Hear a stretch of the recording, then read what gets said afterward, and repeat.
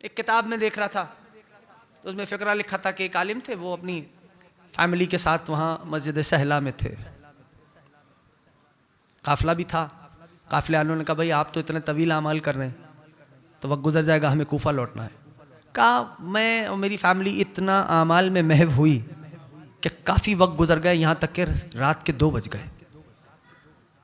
देखा ग्रुप काफिले वाले जा चुके, तन्हाई, अंधेरा। उस ज़माने में किसी ने हुकूमत के ख़िलाफ़ कुछ किया भी हुआ था, राहज़नी भी चल रही थी, दीगर मामलात भी थे। का डर व खौफ ये औरतों को लेके मैं किस तरह जाऊँ, तवज्जो रखना, किस तरह जाऊँ अलैहिस्सलाम, किस तरह जाऊँ। कहा बस अभी इसी सोच और फिक्र में था। मस्जिद सहला के वस्त में है ना इमाम मकाम साहिब ज़मान, है ना, जो गए हो मौला दोबारा लेके जाए, जो नहीं गए मौला दीदार करवाए, है। कहा बस मेरी निगाह पड़ी उधर। अब जो किताब का फिक्र है वो पढ़ देता हूँ, मुझसे नहीं पूछना, लेकिन लिखा किताब में, कहोगे तो कल किताब भी लाके दिखा दूंगा। किताब में फिक्र है, कहा मेरी निगाह, अभी मैं तवस्सुल कर रहा हूँ सरदार से कि मौला इन बच्चों को, इन खवातीन को किस अंदाज से लेके कूफा जाऊँ, रात का अंधेरा है, राहज़नी हो जाए, ये अनजान अरब है, कैसे इनके साथ चला जाऊँ। कहा बस मेरी निगाह मकाम साहिब ज़मान पे ठहरी, ऐसा लगा कि तूरे सीना का नूर कम था, वहां नूर ज्यादा था। या साहिब ज़मान अल्लाहुम्मा सल्ली अला मुहम्मद व आले मुहम्मद व अज्जिल फरजा। का एक सैयद खूबरू वहां तशरीफ फरमा थे। अजीब है। अच्छा ये भी देखो, गैबत 2 तरह की है ना, पहली सुगरा थी, दूसरी गैबत अहसन तुम कुबरा है, ठीक है ना। गैबत कुबरा में इम्कान मुलाकात खत्म हो गया। मौला ने अपने आखिरी नाइब को लेटर में लिखा था ना कि अब बराह रास्त मुझसे राब्ता नहीं हो सकता।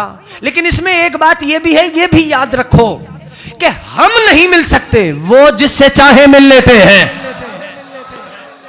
ये बात बावर कीजिए, हम नहीं मिल सकते, वो जिससे। और फिर जब सरदार सामने आते हैं तो ये भी कुछ ही को तौफीकात होती हैं जो दर्क कर ले,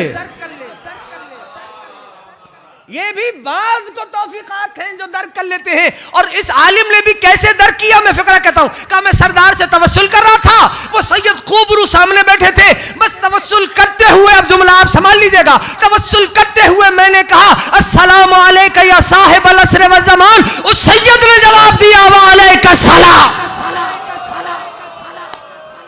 तवज्जो है, ये उसने दर्क किया, ये उसने दर्क किया। लेकिन बहुत सारे ऐसे वाकयात हैं लोग दर्क नहीं कर पाए।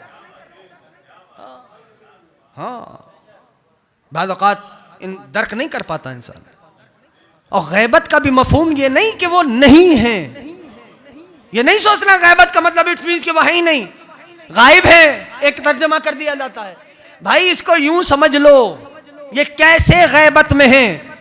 अभी ये रोशनी, ये बल्ब इतने फासले पे जल रहा है और इसके वॉट्स भी थोड़े हैं, लेकिन अगर इसी के वॉट्स 5000 हो जाएं और तुम्हारी आंखों के सामने मैं इस बल्ब को जला दूं और फिर पूछूं बताओ बल्ब को देख सकते हो, तो मैं सवाल करने में हक बजानिब हूं कि क्या बल्ब गायब हो गया? हाँ, क्या ये जो फानूस है ये गायब हो गया?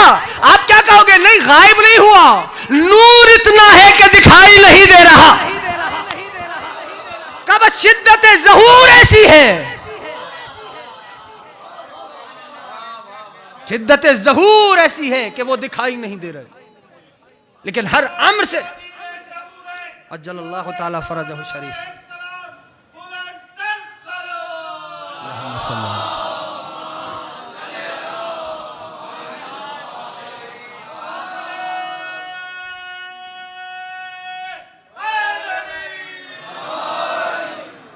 कल मैंने अपने सैयद सरदार की कुछ और बातें बयान करनी हैं, लेकिन बस ये दुआ के साथ कि मौला हम जज्ब कर सके चीज़ों को। ये याद रखें अजीज़ों, आप सलाम कर रहे हैं अपने मौला को, हाँ, उस कैफियत को मांगो ना। सलाम कर दिया, सलाम अलैका साहिब ज़मान। गुज़िश्ता बरस मैंने इस फ़िक्रे पे भी मजलिस पढ़ी थी, जश्न का खिताब किया था। अस्सलाम अलैका शरीक अल कुरान कह रहे हो, गुजर रहे हो। सलामुन अला आले यासीन कह रहे हो, गुजर रहे हो। देखिए कैसे समझाऊं? एक है ज़ियारत, ठीक है, और एक है लहने ज़ियारत, ठीक, और एक कैफियत मुख्तलिफ है। अब मैं मिसाल देता हूं। मिसाल के तौर पे एक ज़ियारत हम और आप पढ़ते हैं, ज़ियारत वारिसा, अस्सलाम अलैका वारिस आदम सफ़तिल्लाह। अच्छा, इसमें भी एक मामला है, ए आदम की सफ़वत के वारिस हुसैन आप पे सलाम ना, ए आदम सफ़तुल्लाह के वारिस हुसैन आप पे सलाम,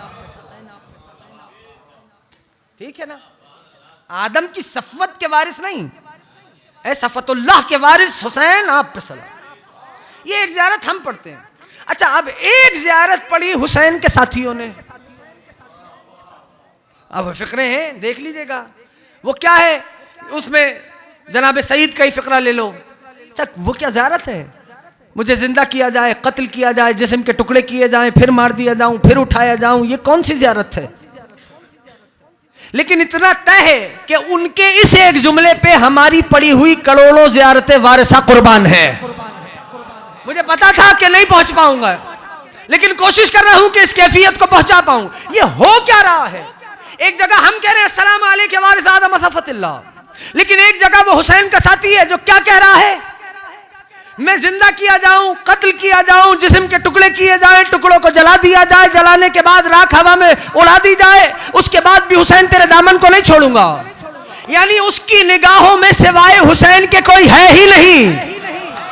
ना ना ना, जानते हो ये क्या हो रहा है? ये फानी मफनी से गुफ्तगू कर रहा है, ये आशिक माशूक से गुफ्तगू कर रहा है।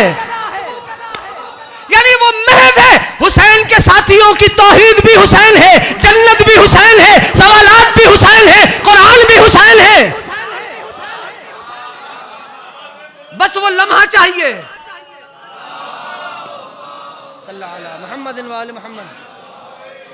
वो लम्हा मांगो कि जहां दरमियान से वो हिजाब हट जाए और हम भी ऐसे गुफ्तगू करें कि अपने सरदार में फना हो चुके हों।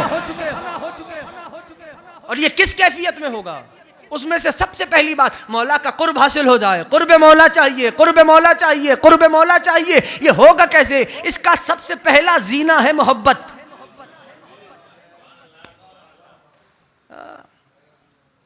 मोहब्बत, जिससे मोहब्बत है, फिर जो चाहने वाला है वो दीगर चीजों को नजरअंदाज कर देता है। महबूब होता है उसकी निगाह में। गौर कर रहे हैं? बातें थोड़ी सी मुश्किल है, लेकिन अल्लाह करे महबूब होता है उसकी निगाह में। आसान सी मोहब्बत की मिसाल दूं, वालिदैन से बच्चों की मोहब्बत। पहला जीना है मोहब्बत, कि जो एक हिजाब को उठाता है। शर्त यह है कि 24, अगर मोहब्बत करते हो अपने सरदार से तो खुद सोच लो 24 घंटे में कितनी बार अपने सैयद को याद करते हो। जबकि दस्तूर तो यह है कि महबूब का बार बार नाम लिया जाए। दस्तूर तो यह है कि उठते बैठते महबूब को याद किया जाए। लेकिन कैफियत क्या है? गौर कीजिए।